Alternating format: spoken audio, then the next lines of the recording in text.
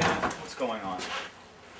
Listen, Brian and I were just on our way out to meet some friends, and we're already like 45 minutes late. You know, we decided it was sort of time to tell something more about Shannon and Boone and their lives. You know, we knew that Boone, from his past behavior, was very possessive of Shannon, and we thought, well, maybe it would be interesting for the audience to discover that there was more to their relationship than just mere sort of possessive brotherly interest. I get a call from Shannon, and she's the damsel in distress, and I go to save her. Help me! I go to save her, willingly, full of stupidity. I go to Sydney to get her. Basically, get there, and she sets me up. She sets me up for money. My money. Not necessarily her money. It was my money. It's family money.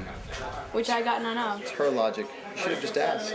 As we started working out an island story, we thought, you know, we would revisit the idea of the monster, and that we were sort of at a place narratively with Locke where Boone had become sort of his acolyte. We wanted to sort of do a story where Boone had to sort of shed his obsession with Shannon in order to sort of move forward in terms of his relationship with Locke. We came up with this idea of this vision quest as a way for Locke to provide Boone a test to really explore the nature of his relationship with his sister. And so during this vision quest, she appears to be attacked and killed by the monster. That was really fun. I mean, I was warned before I read the script.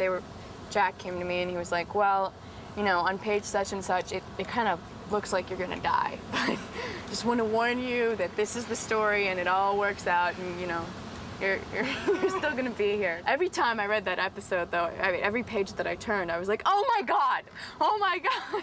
Basically, Locke knocks me out and puts a hallucinogen in my head, and I completely hallucinate running through the jungle, thinking that Shannon died. And he realizes all a dream, but in experiencing Shannon's death, Boone had a chance to really get in touch with his most sort of primal feelings about his sister, and he felt relief, and it was a really important and revelatory moment for that character because he then was able to come to terms with her in a way that he never had before. How did you feel when she died? I felt relieved.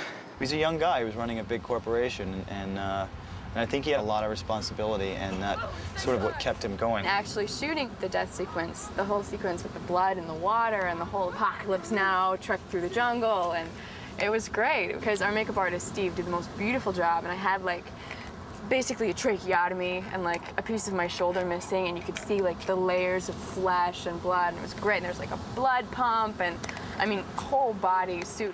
I can't breathe it up. I'm sorry, Michael. I have no feeling in my right arm. You can start hitting me with my... Also, the part where I got grabbed was really fun because I got to do my own stunt. And they had me in a whole body harness. And I just got yanked up. I was on this pulley. And then, you know, once I get to the top, it takes a while for them to yell cut and everybody stop what they're doing and put me back down. So in the meantime, I get to fly like Peter Pan or something. And then we have a very interesting moment in the hotel coming back, which makes us why we hate each other so much on the island. We just keep it in the family. Absolutely. I mean, Ian's Southern. He can understand that. Absolutely. I know how they do it in Louisiana. We kind of came up with the idea that they were unrelated step-siblings who had, on one night, had an actual romantic encounter. And that became sort of the big twist and reveal for the backstory in our episode. You should just tell your mom that you rescued me again, just like you always do. And then we'll just go back. To what? To what it was. Like it's all up to you. I don't think you can fall a whole lot lower than being as calculated about being self-destructive and destructive towards the people you love than she was, and with the history she had and the amount of damage. And really, using sex to blackmail one's stepbrother emotionally is kind of low.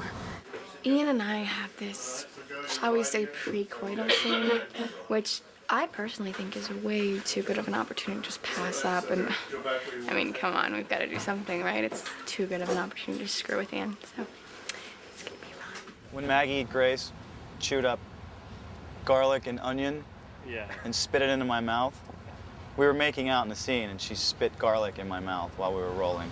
Obviously, a practical jokes was coming, and our cast is kind of into practical jokes as well. And I thought, God, you know, it's our first kiss. I've got to do something awful to him. They totally set me up.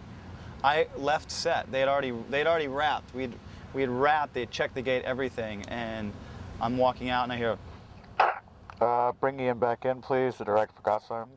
I didn't want to ruin the actual scene, so I waited till the last take, and everybody was in on it except him. The whole crew knew, and they were just the whole time just like crossing their fingers. I thought it was a different take, because it wasn't this subtle, you know, pensive kiss. It was like a thing, and she had released a ball of sautéing garlic and onion into my mouth, and it like went underneath, under my tongue, like, you know, like you let a fine wine go down.